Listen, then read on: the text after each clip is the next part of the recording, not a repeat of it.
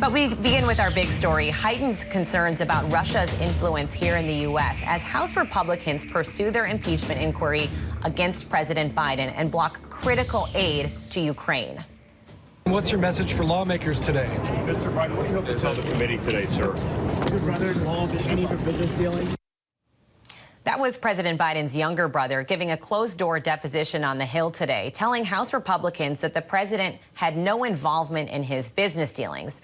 It's all part of House Republicans' impeachment inquiry into the president over their unproven theory that he improperly supported and benefited from his family's overseas business affairs, including those of his son, Hunter.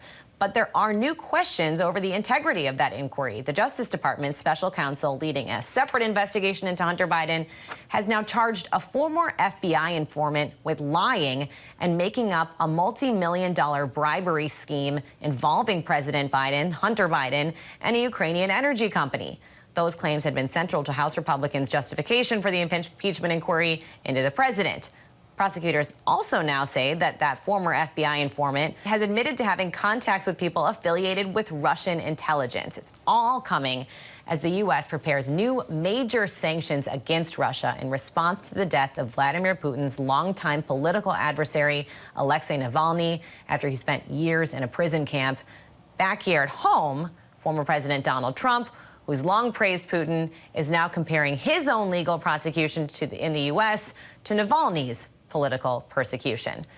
This is all just days after Trump suggested that if he's elected again, he would allow Russia to invade America's NATO allies if they do not contribute and more to their own defense. If we don't pay and we're attacked by Russia, will you protect us? No, I would not protect you. In fact, I would encourage them to do whatever the hell they want. And meantime, on Capitol Hill, House Republicans have been loyal to the Trump. They are blocking bipartisan aid to Ukraine and providing more funding to the battlefield there as that country warns that dwindling supplies of weapons and ammunition are needed to fight Putin's invasion. Let's right away bring in ABC News contributor and former CIA field operative Darrell Blocker. Darrell, a lot to get here, but the undertone of this is that Russia is so heavily involved, not just obviously in its invasion of Ukraine, but in U.S. domestic politics too. So I just want to start off. Do you think that right now the U.S. is taking a strong enough stance to show a message of strength against Russia? That's always a mixed bag, Elizabeth. They only recognize strength.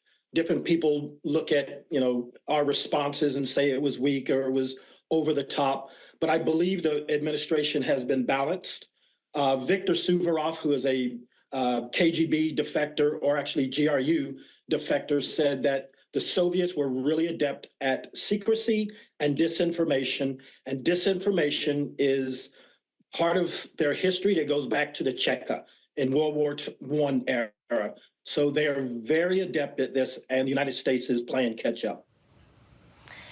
Darrell, I want to get your take on how we are now knowing that this former FBI informant essentially had been influenced by Russia. Walk us through how this could have been vetted. What kind of process does this go through to get confidential sources like that? And what impact do you think it has that essentially now it turns out that his accusations have been lies? So within the intelligence community, there's a process called zero trust architecture.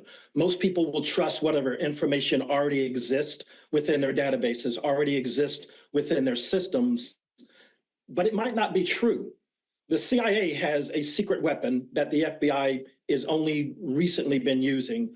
Our collection management officers are responsible for vetting the information and vetting the source.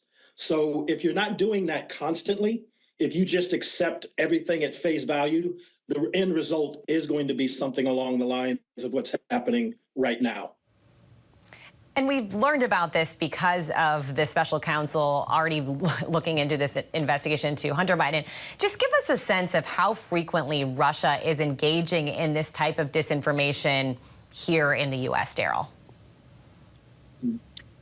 It is a constant bombardment every day, 24 hours a day. And I know that might sound like hyperbole, but when you're looking at on the cyber front, when you're looking at the fact that they don't physically have to be in a location and they can just sit at a keyboard on the other side of the world, the disinformation is constant. The disinformation has infiltrated U.S. media. It has has infiltrated the political parties.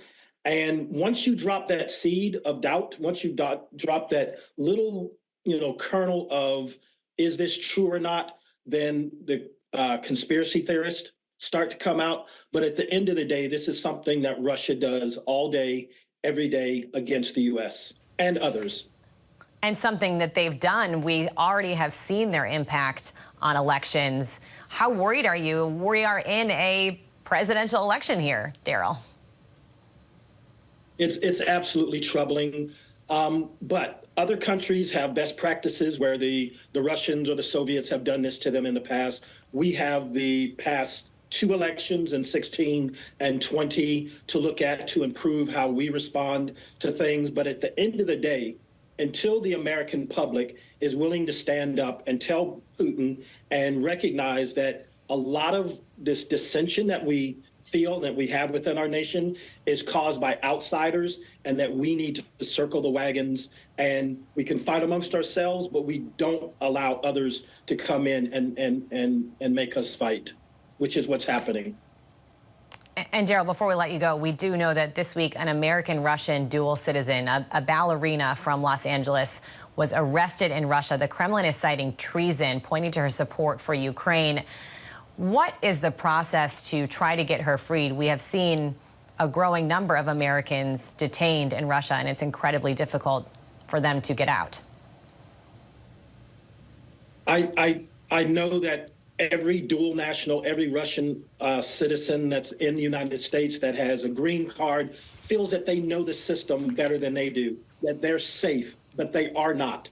They can easily be a political pawn like this ballerina. $51 is not treason. I understand it was submitted on the day that Russia invaded, and maybe nothing since. So this is just a way for the Russians and Putin and his system to say, we're watching you around the world, we know who you are, and if you come into our territory, you're subject to our rules and our laws. Very scary for her family and for others who are eager for any news. Daryl Blocker, thanks so much for your time tonight. Thank you. Let's bring the big story to our panel. Joining us today is ABC News contributor and SiriusXM radio host Mike Muse, former Republican Congresswoman from Virginia Barbara Comstock, Democratic strategist Alencia Johnson, and ABC News contributor and op-ed columnist for the Los Angeles Times, Elsie Granderson. Thank you all so much for being here. Barbara, let's go to you first. I do think we need to talk more about what it says that former President Trump is now likening himself to Alexei Navalny. He's clearly refusing to condemn Vladimir Putin after Navalny's death. I mean, does this take Trump's likeness to Putin to a kind of a different level here this week?